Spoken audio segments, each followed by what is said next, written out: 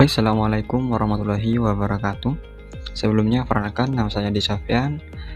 Saya dari kelas C, Teknik Informatika angkatan 2023. Baik, di sini saya akan membuat tugas, yaitu membuat video dari jawaban UAS Filsafat Umum, yang dimana dosen pengampunya Bapak Ibnu Ali. Dan saja yang pertama, yaitu apa ciri utama yang membedakan filsafat barat modern dengan filsafat abad pertengahan dan klasik? Nah, filsafat barat modern memiliki beberapa ciri utama yang membedakannya dari filsafat abad pertengahan dan klasik, terutama dalam hal fokus, metode, dan sumber pengetahuan. Pada filsafat klasik, seperti yang dikembangkan oleh Socrates, Plato, dan Aristoteles, perhatian utama tertuju pada prinsip universal tentang alam semesta, kebenaran, dan etika individu, dengan akal dan observasi alam sebagai sumber utama kebenaran. Sementara itu, filsafat abad pertengahan yang dipengaruhi oleh tradisi agama seperti Kristen, Islam, dan Yahudi lebih berfokus pada integrasi antara wahyu ilahi dan akal untuk mendukung doktrin teologis. Pemikiran pada masa ini mengutamakan teks-teks suci sebagai dasar kebenaran dengan metode dialektika untuk membuktikan dan memahami Tuhan. Sebaliknya, filsafat barat modern yang dimulai dengan tokoh-tokoh seperti René Descartes, John Locke, dan Immanuel Kant berpindah dari otoritas agama ke pendekatan kritis yang menempatkan akal, pengalaman empiris, dan metode ilmiah sebagai pusat pencarian kebenaran. Fokus filsafat modern beralih kepada manusia sebagai subjek yang bebas dan otonom, dengan skeptisisme terhadap tradisi dan kepercayaan dogmatis. Transisi ini mencerminkan perubahan mendasar dalam cara berpikir, dari pemahaman kosmis dan religius menuju eksplorasi realitas yang lebih rasional dan ilmiah. Soal yang kedua, yaitu filsafat barat modern diawali dengan munculnya pemikiran René Descartes yang mengadakan kritik terhadap metafisika. Mengapa? Filsafat barat modern diawali oleh René Descartes yang mengkritik metafisika tradisional karena ia membangun filsafat yang kokoh dan bebas dari keraguan. Metafisika abad pertengahan dianggap terlalu bergantung pada otoritas agama dan dogma, sehingga Descartes merasa perlu mengembangkan dasar pengetahuan yang pasti dan universal. Ia memperkenalkan metode skeptisisme, meragukan segala hal hingga menemukan kebenaran yang tidak dapat disangkal, yaitu cogito ergo sum, yang artinya aku berpikir maka aku ada. Kritik ini dilakukan untuk mereformasi metafisika menjadi lebih rasional dan sistematis, sekaligus menjadikannya landasan bagi perkembangan ilmu pengetahuan modern. Yang ketiga, yaitu jelaskan bagaimana metode positivisme dan dialektis dalam memperoleh pengetahuan. Yang pertama, metode positivisme yaitu adalah yang dipelopori oleh Auguste Comte, yang merupakan bapak sosiologi dunia, berupaya memperoleh pengetahuan yang melalui observasi empiris dan fakta-fakta yang dapat diverifikasi secara ilmiah. Metode ini menolak spekulasi metafisika atau hal-hal yang tidak dapat diuji secara empiris. Pengetahuan dianggap valid hanya jika didasarkan pada pengalaman indrawi yang dapat diukur, diuji, dan dirumuskan secara logis. Positivisme menggunakan pendekatan induktif dari fakta ke teori, dengan fokus pada keteraturan dan hukum alam untuk memahami fenomena. Nah, untuk metode dialektis yang banyak dikembangkan oleh Hegel dan Marx, memperoleh pengetahuan melalui proses kontradiksi dan sintesis. Pengetahuan muncul dari interaksi antara dua gagasan yang saling bertentangan, tesis dan antitesis, menghasilkan pemahaman baru yaitu sintesis. Proses ini bersifat dinamis karena selalu melibatkan perubahan dan perkembangan melalui konflik ide atau kenyataan sosial. Dialektika sering digunakan untuk memahami sejarah, masyarakat, dan perubahan sosial dengan menekankan hubungan antara faktor-faktor yang bertentangan.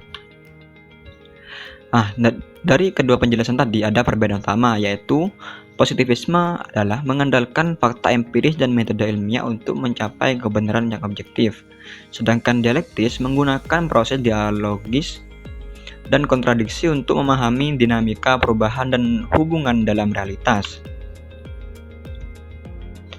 Yang keempat, dalam rangka mengukur suatu kebenaran dikenal tiga teori, yaitu korespondensi, koherensi, dan pragmatisme. Jelaskan apa yang dimaksud dari tiga tersebut. Baik, yang pertama yaitu mulai dari korespondensi. Teori ini menyatakan bahwa kebenaran adalah kesesuaian antara pernyataan atau proposisi dengan realitas atau fakta. Suatu pernyataan dianggap benar jika sesuai dengan apa yang terjadi atau ada di dunia nyata. Contoh, air mendidih pada suhu 1% derajat. Nah, adalah benar jika hal tersebut terjadi secara faktual. Dan yang kedua, metode koherensi. Teori ini mendefinisikan kebenaran sebagai konsistensi atau keselarasan antara suatu pernyataan dengan sistem kepercayaan atau proposisi lain yang sudah diterima sebagai benar. Suatu pernyataan dianggap benar jika tidak bertentangan dengan proposisi lain dalam satu sistem logis. Contoh, dalam matematika, sebuah teorema dianggap benar jika kohen dengan aksioma dan prinsip lain dalam sistem tersebut. Yang ketiga, metode pragmatisme. Teori ini menilai kebenaran berdasarkan manfaat atau hasil praktis yang diperoleh. Suatu pernyataan dianggap benar jika berguna dan dapat diterapkan secara praktis dalam kehidupan atau menyelesaikan masalah. Contoh, teori gravitasi benar karena berhasil menjelaskan dan memprediksi fenomena fisik dengan akurat. Yang kelima, jelaskan bagaimana penjelasan realisme dan idealisme dalam menjawab hakikat pengetahuan. Yang pertama, metode realisme. Realisme berpendapat bahwa pengetahuan diperoleh dari realitas objektif yang ada di luar pikiran manusia. Dunia eksternal, termasuk objek-objek fisik, ada secara independen dari persepsi atau kesadaran manusia. Dalam pandangan ini, pengetahuan dianggap benar jika sesuai dengan realitas tersebut. Realisme mengandalkan pengalaman indrawi dan pengamatan sebagai cara utama untuk memahami dunia. Contoh, sebuah pohon ada dan dapat diketahui keberadaannya, terlepas dari apakah seseorang melihatnya atau tidak. Idealisme menyatakan bahwa hakikat pengetahuan berasal dari pikiran atau ide, bukan dari dunia eksternal. Realitas dianggap sebagai konstruksi pikiran atau kesadaran, sehingga keberadaan sesuatu bergantung pada cara manusia memahaminya. Idealisme mengutamakan gagasan, persepsi, dan pengalaman subjektif dalam menentukan apa yang nyata. Contoh, pohon ada bukan sebagai benda fisik yang independen, tetapi sebagai ide yang muncul dalam pikiran saat kita mengamatinya.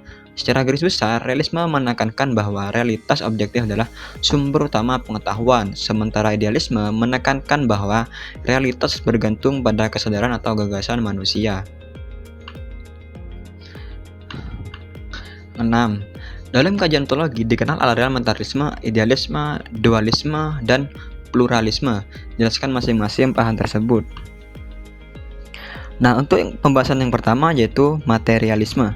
Materialisme adalah pandangan yang menyatakan bahwa hakikat realitas adalah materi. Segala sesuatu di dunia, termasuk pikiran dan kesadaran, dianggap sebagai hasil dari interaksi material. Aliran ini menolak keberadaan entitas non-material seperti roh atau jiwa. Contoh, materialisme menganggap bahwa pikiran hanyalah hasil aktivitas otak yang bersifat fisik. Yang kedua yaitu idealisme. Idealisme berpendapat bahwa hakikat realitas adalah ide, pikiran, atau kesadaran, seperti penjelasan yang tadi. Dunia fisik dianggap sebagai manifestasi dari pikiran atau sebagai ilusi yang bergantung pada persepsi manusia. Realitas sejati tidak bersifat material, melainkan bersifat spiritual atau mental. Contoh, Plato dalam filsafatnya menyatakan bahwa dunia nyata hanyalah bayangan dari dunia ide yang sempurna. Yang ketiga yaitu dualisme. Dualisme mengakui bahwa realitas terdiri dari dua substansi utama yang berbeda, yaitu materi dan non-materi. Keduanya saling berdampingan tetapi memiliki sifat yang berbeda. René Descartes adalah tokoh yang terkenal yang mengajukan pandangan ini, membagi realitas menjadi res extensa dan res cogitans. Yang terakhir, pluralisme. Pluralisme adalah pandangan yang menyatakan bahwa realitas tidak hanya terdiri dari satu atau dua substansi, tetapi banyak unsur yang berbeda. Tidak ada satu hakikat tunggal yang mendasari semua hal, melainkan terdapat berbagai elemen yang saling melengkapi dan beragam. Contoh, Wilhelm Leibniz dengan teorinya tentang monad menyatakan bahwa realitas terdiri dari banyak substansi yang independen. Yang 7 soalnya, jelaskan argumen materialisme dan idealisme dalam menjelaskan realitas yang sejati. Argumen yang pertama yaitu materialisme. Materialisme berpendapat bahwa realitas sejati adalah materi atau dunia fisik yang dapat diamati, diukur, dan dianalisis. Segala sesuatu, termasuk pikiran dan kesadaran manusia, adalah hasil dari proses material, seperti yang aktivitas otak atau interaksi atom.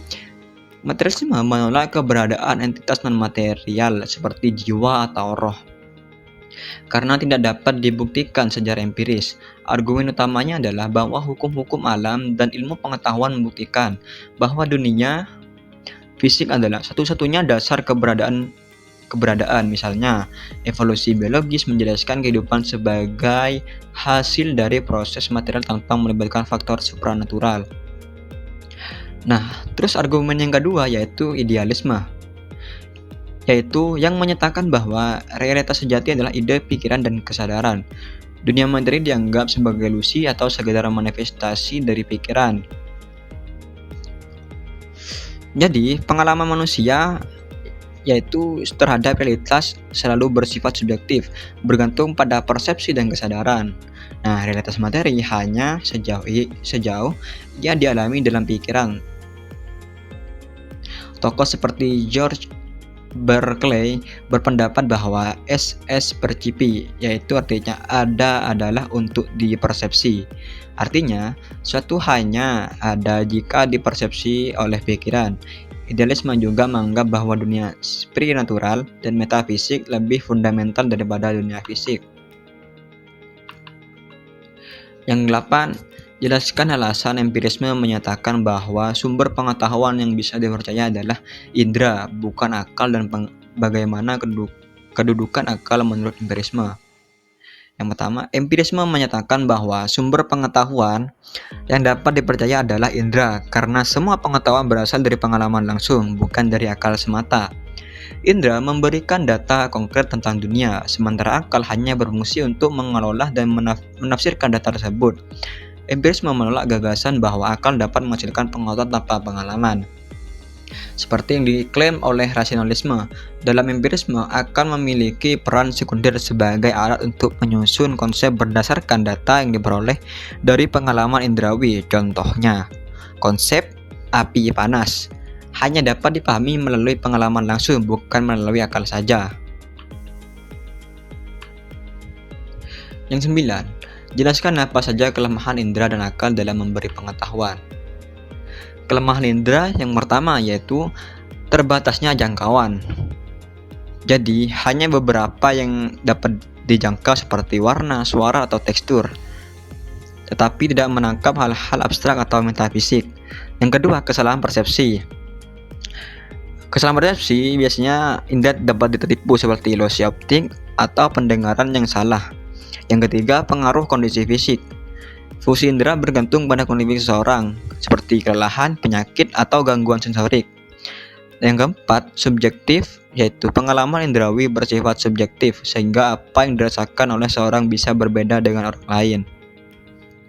Sedangkan kelemahan akal yaitu spekulasi tanpa dasar. Akal cenderung membuat asumsi atau kesimpulan tanpa bukti pengalaman yang dapat menghasilkan pengetahuan tidak valid. Terus, yang kedua, keterbatasan logika. Akal hanya bekerja dalam kerangka logika tertentu, dan sehingga akal memiliki atau gagal memahami hal-hal di luar struktur logis seperti intuisi atau pengalaman emosional.